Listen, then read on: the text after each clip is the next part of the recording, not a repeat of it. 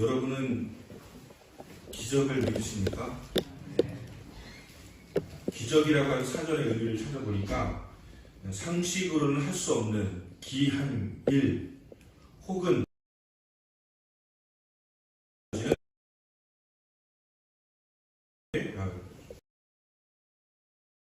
인간은 누구나 자신의 삶 가운데서 기적까지 합니다. 특별히 자신의 힘과 능력으로 더 이상 어찌할 수 없는 우리는 기적을 소망하는 것이죠.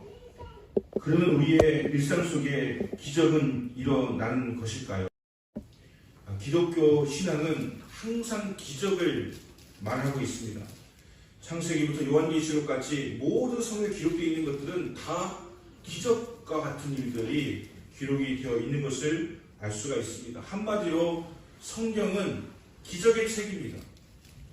구약성경은 하나님의 놀라운 기적으로 시작해서 가득 채워지고 있는데 하나님의 말씀으로 세상을 창조하는 것은 당연히 어마어마한 기적이라고 할 수가 있을 것입니다. 당신의 형상대로 인간을 창조하신 것도 하나님의 놀라운 기적이라고 할 수가 있을 것입니다. 모세가 지팡이를 내어 밀었을 때에 홍해가 갈라진 것도 기적이라고 할 수 있는 것이죠. 여호수아가 여리고성을 7바퀴 돌고 마지막에 함성을 질렀는데 그냥 그 함성 소리에 여리고성이 와르르 무너지는 것도 기적이라고 할 수가 있는 것입니다. 히스기야가 죽게 되었을 때 벽을 향하여 기도하였더니 하나님께서 태양을 10도나 뒤로 돌리셔가지고 히스기야를 살게 하시는 15년이나 더 연장시켜 주시는 것도 놀라운 하나님의 기적이라고 하는 것을 우리는 잘 알고 있습니다. 신약성경도 보면 마찬가지로 기적으로 가득 차 있습니다. 하나님이 육신의 몸을 입으시고 가장 낮고 천한 이 땅에 내려오신 것도 기적이라고 할 수가 있는 것이죠. 하나님께서 이 땅에 내려오시다니요. 기적이 아니면 설명할 수가 없는 것입니다. 특별히 예수님의 공생의 사역을 보면 각종 질병을 고치시고 귀신을 내쫓는 기적의 연속이었습니다. 물로 포도주를 만드시고 볼떡 5개와 물고기 2마리로 오병이어의 기적을 행하시면서 그곳에 있는 아니라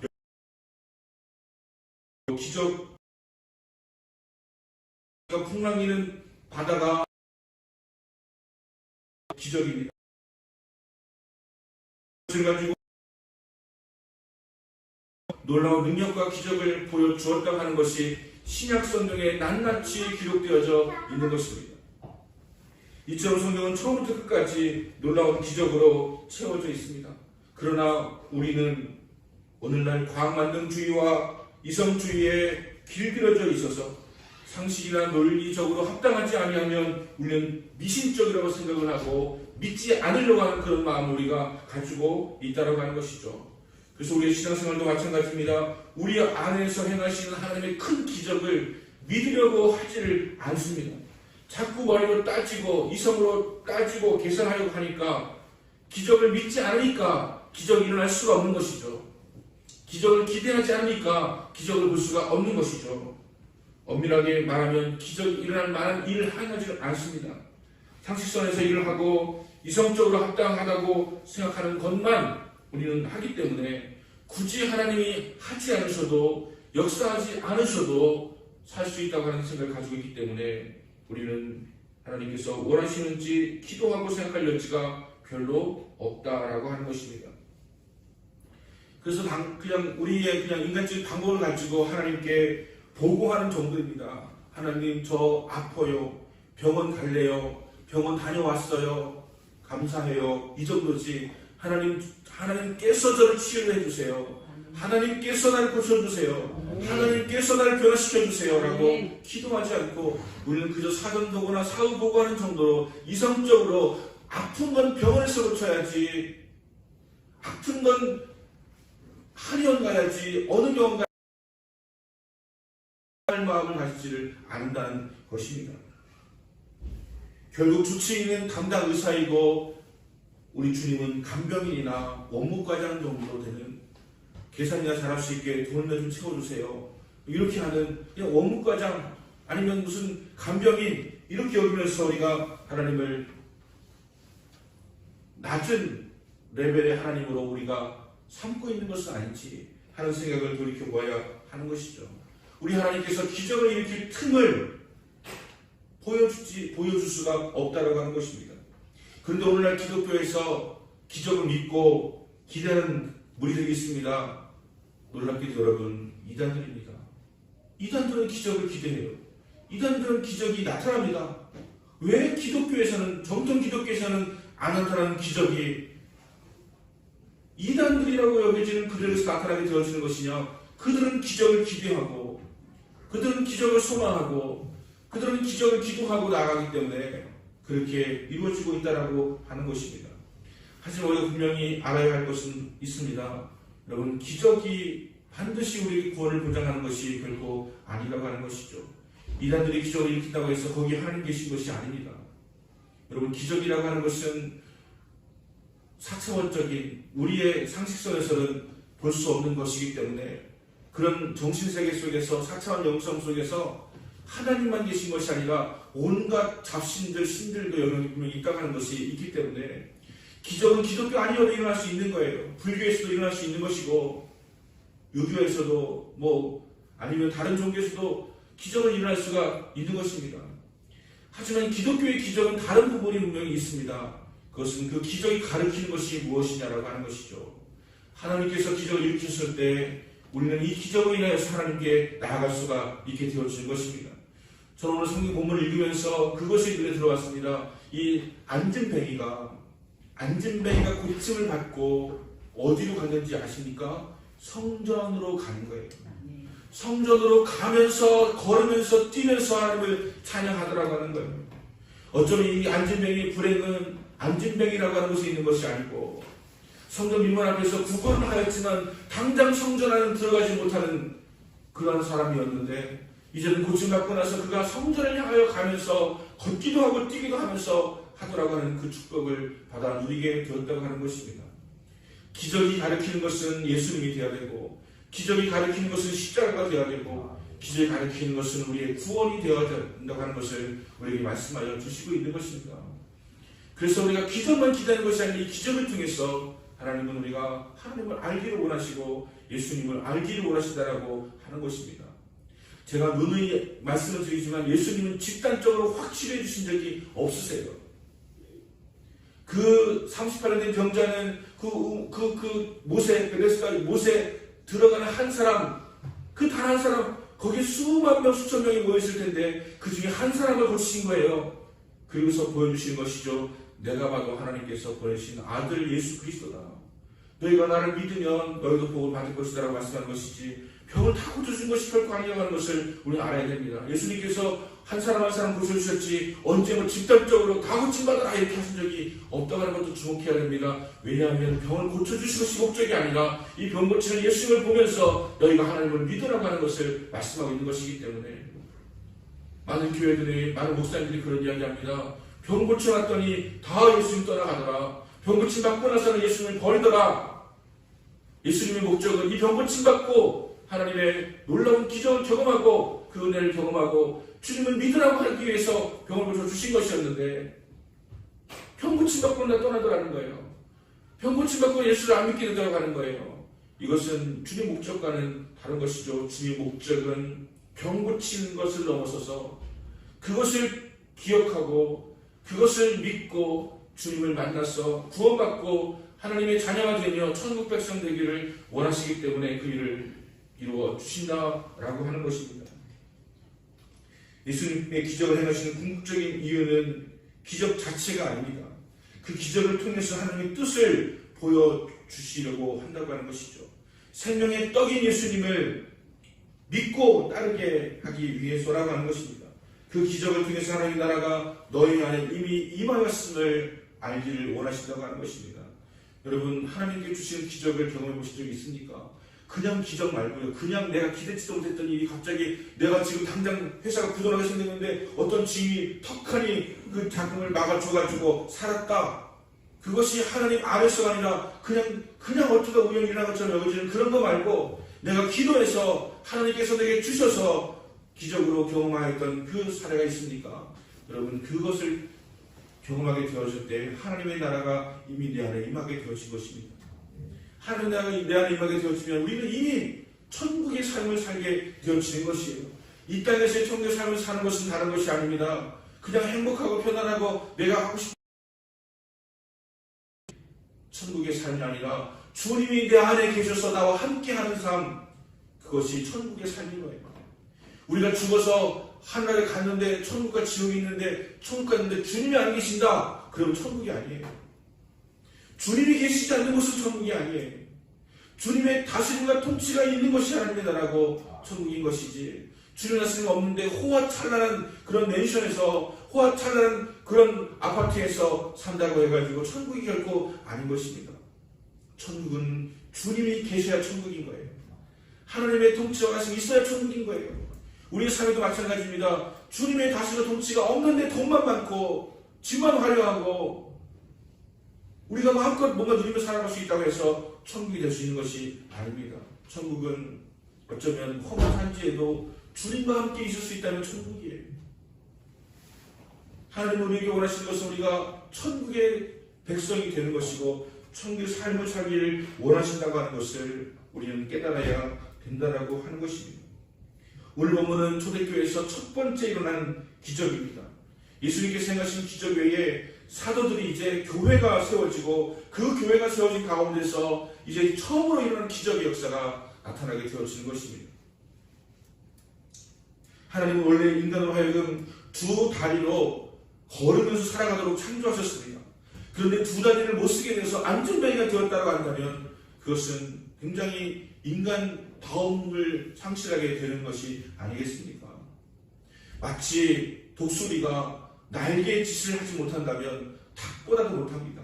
덩치는 커가지고 그냥 독수리가, 이따만한 독수리가 날개가 화려하고 멋있는데 날지를 못해가지고 이따만한 독수리가 이렇게 뒤뚱뒤뚱 걸어간다면 얼마나 촌스럽습니까?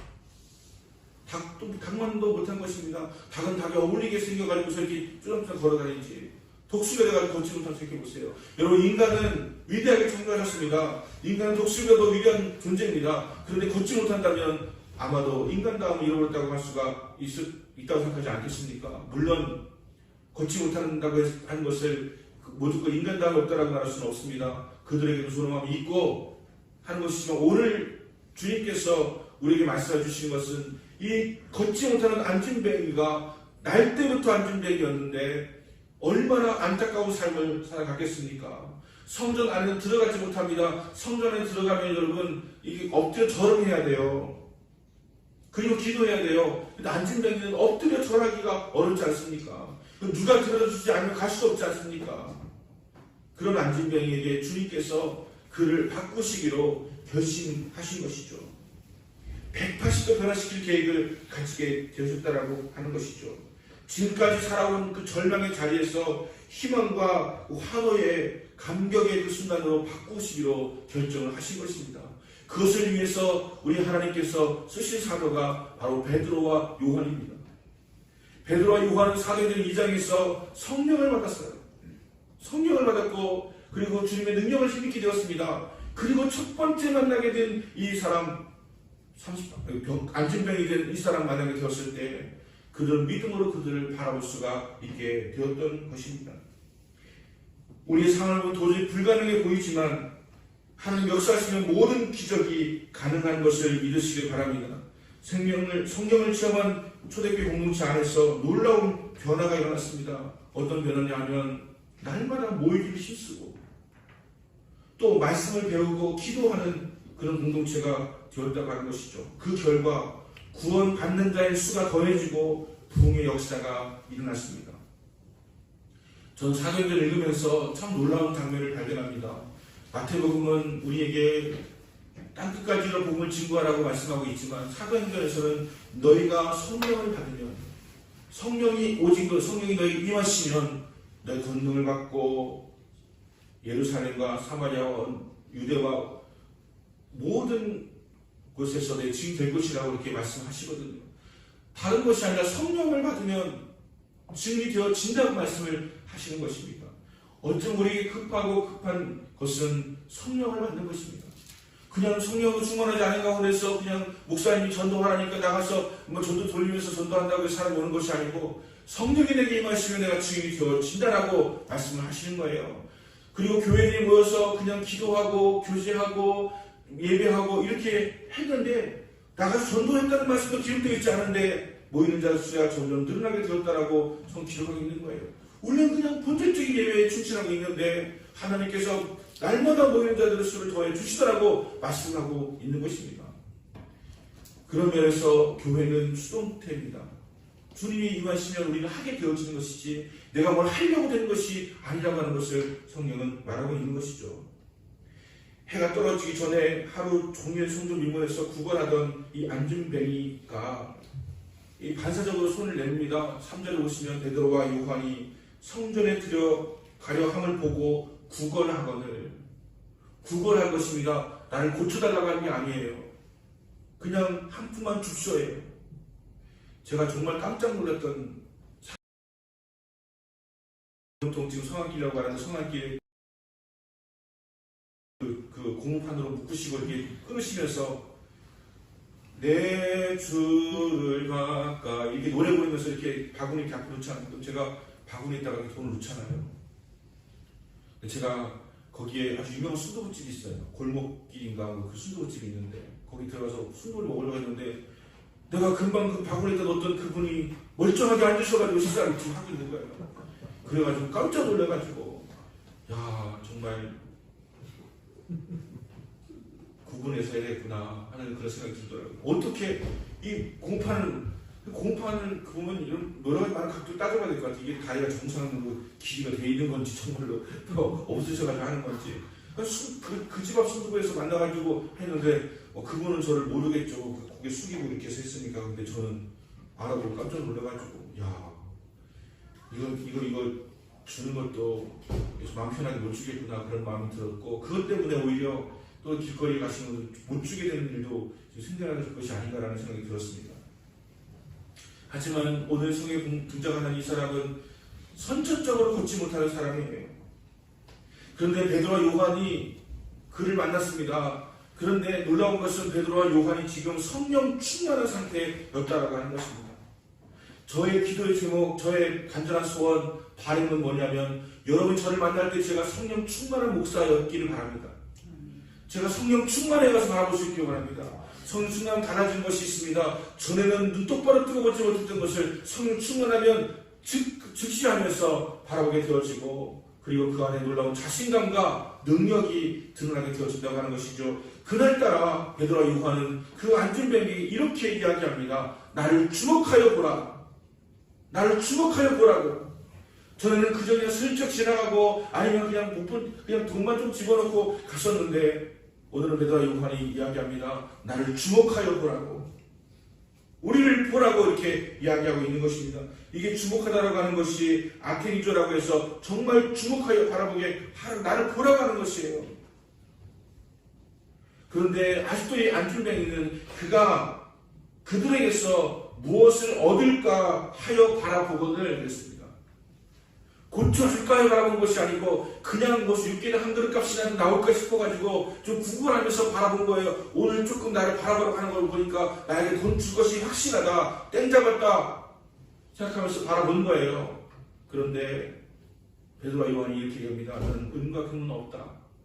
절망스럽죠. 뭐 제대로 받을 줄 알았는데 은과 금은 내게 없다.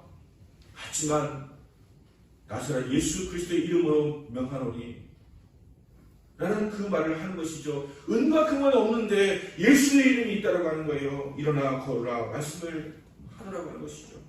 그 말을 듣는 순간 놀라운 일이 벌어집니다. 안준뱅이가 다리에 힘을 얻고 일어서게 되었다고 하는 거예요. 그 놀라운 역사가 일어나게 되었다라고 하는 것입니다. 만약 주님께서 베드로를 통해서 그 사랑의 시선을 부어주지 않았다면 여전히 그는 구걸하는 그런 안전뱅이로서의 미천한 삶을 살아갈 수밖에 없었을 것입니다.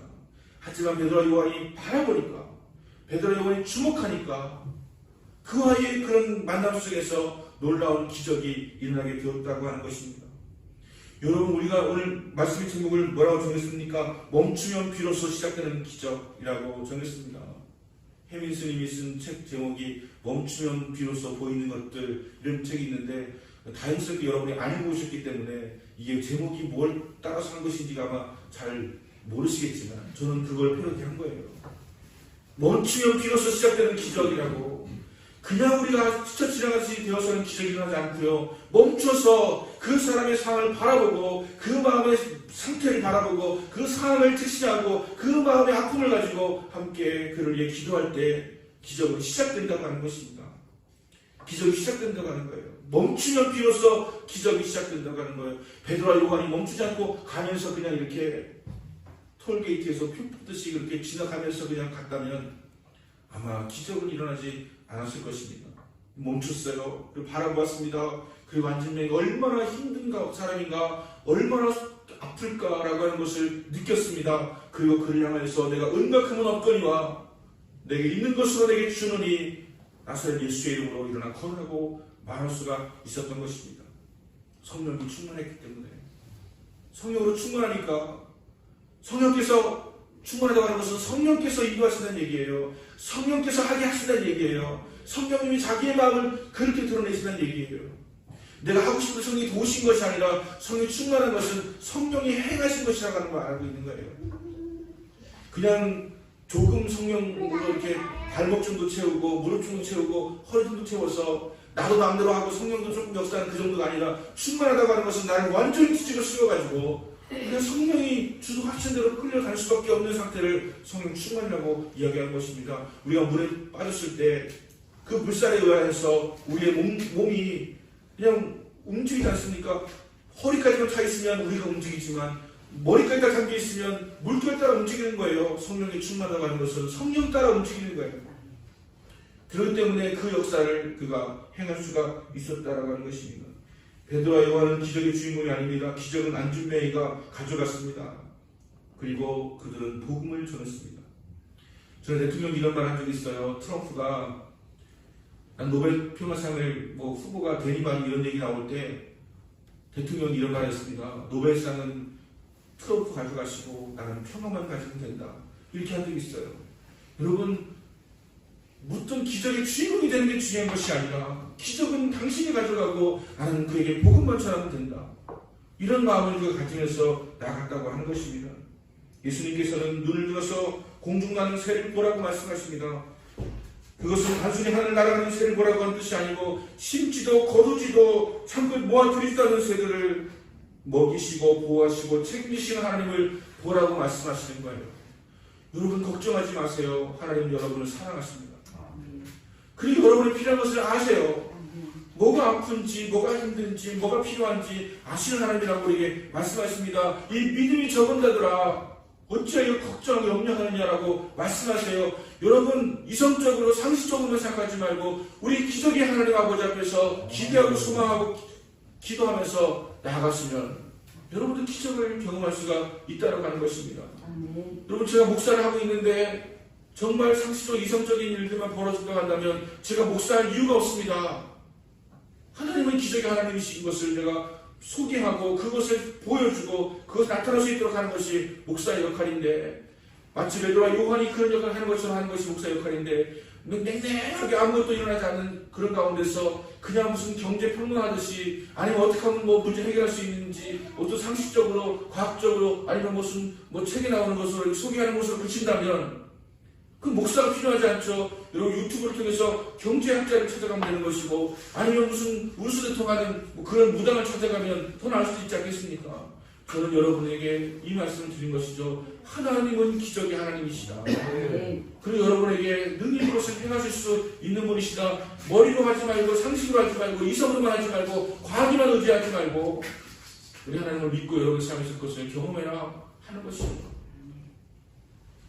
제가 어제 우리 미소종합전기에서 예배를 드렸어요.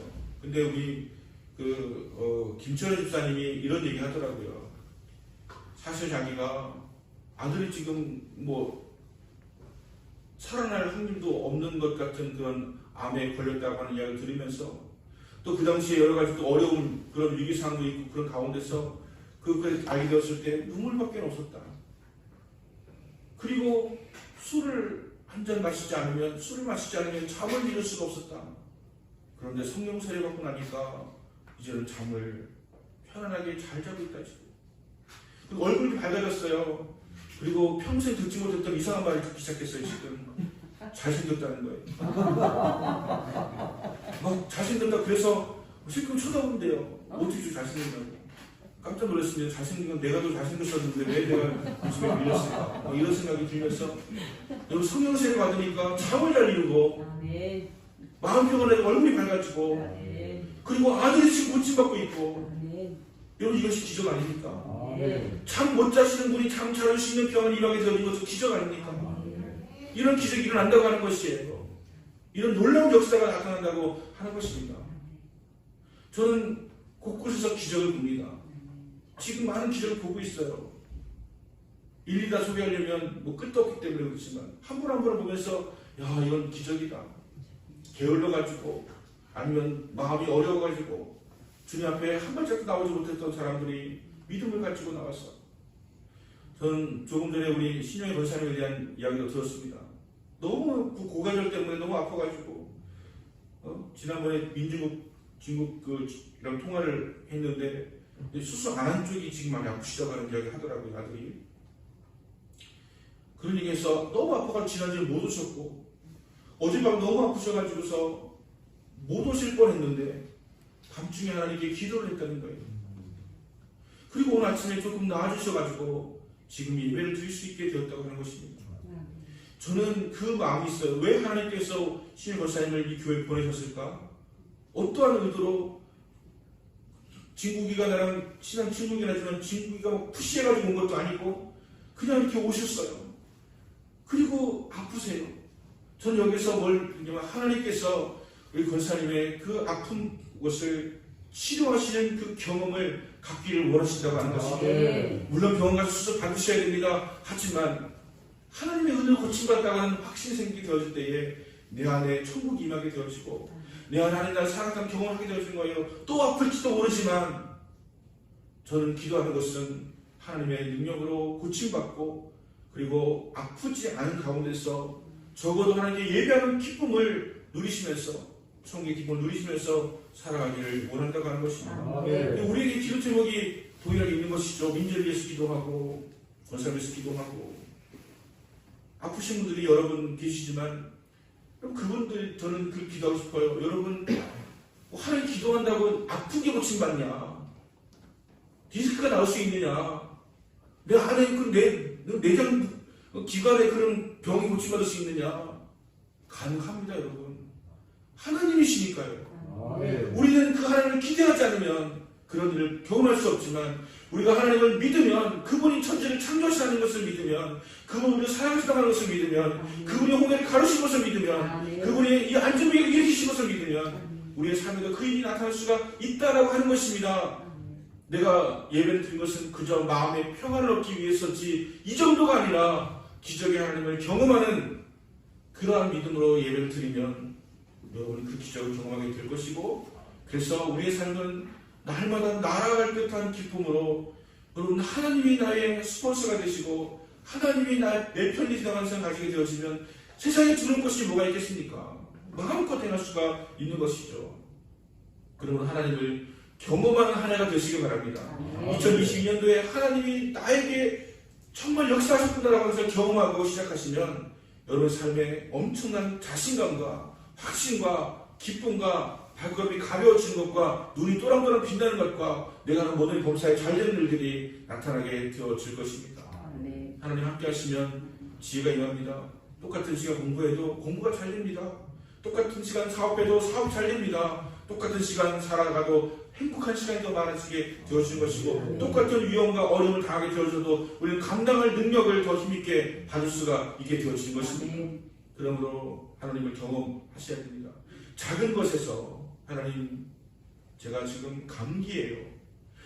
이상하게 이번에는 제가 하나님께서 저를 고쳐주시는 것으로 경험하고 싶은데요 라고 해보세요. 그리고 하나님 경험하세요. 그 더 큰 것도 경험할 수 있습니다. 여러분 올 한해는 이 안진뱅이가 고침받은 이후에 그에게 이러한 변화가 무엇이냐면 그가 성전을 향해서 달려갔다가 하는 것이죠. 걸으면서 뛰면서 갔다가 하는 것입니다. 이것이 기독교 기적의 목적이에요. 기적을 경험하면 우리는 이제 세상으로 살판났다고 슬퍼 마시고 유흥하고 막 쾌락을 찾고 이렇게 살아가고 이제 다리가 좀 멀쩡하니까 마음 편하게 나가서 춤추자 노래하자 이것이 아니라 이렇게 멀쩡하게 해주신 하나님 감사하면서 내가 주님께 영광 돌리며 살아가야지 라고 하면서 성전으로 가는 이 안티모니가 성전으로 가지 않습니까? 가면서 걸으면서 뛰면서 찬양하니까 사람들이 막 몰려드는 거예요. 어떻게 저런 일이 벌어질 수 있느냐고, 어떻게 하나님께 저런 일을 행하실 수 있느냐고 하면서 모여드는 거예요. 3,000명 모였대요. 그때 베드로가 설교하지 않습니까? 여러분들이요, 당신들이 하나님 예수 그리스도를 십자가 못 바꿨다, 회개하고 어찌할꼬찌하고 회개하면서 변화되어지고 믿는 자가 3,000명 되고 그 다음에 5,000명 되고 그 다음에 수많은 사람들이 믿게 되더라고 하는 것을 알고 있지 않습니까? 지금 이 시대에 교회가 필요하냐? 라고 질문합니다. 교회가 무슨 의미가 있느냐? 교회가 하는 것이 다 무슨 기대 이하고 목사들이 뭐 잘못하는 것도 많고 저 사람 집사고 원상가 뻔히 아는데 뭔가 하는 짓 보면 정말 마음에 안 들고 하면서 우리가 하나님을 욕되게 하고 영광 가리우는 일들을 하고 있지만 교회는 여러분 상식적인 일이 넘어서서 일어날 때 교회가 교회다워지는 거예요. 그런 일이 나타나게 되어지기 원합니다. 여러분 삶의 기적을 경험하시고 그것을 좀 이야기해 주세요. 목사님 저의 기적이 났어요.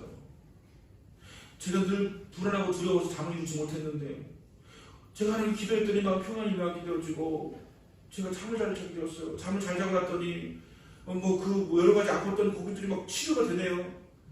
너무 감사해요. 이런 일들이 나타나게 되어지기 원합니다. 그것을 소망하지 않으면 나타나지 않지만 그것을 믿으면 그것을 기대하면 그게 나타날 수가 있는 것입니다. 그런 일들을 기대하시면서 우리 교회에 저는 그렇게 기대합니다. 우리 교회에 2020년도에 하나님이 정말 살아계신 그 경험들이 많이 나타났으면 좋겠어요.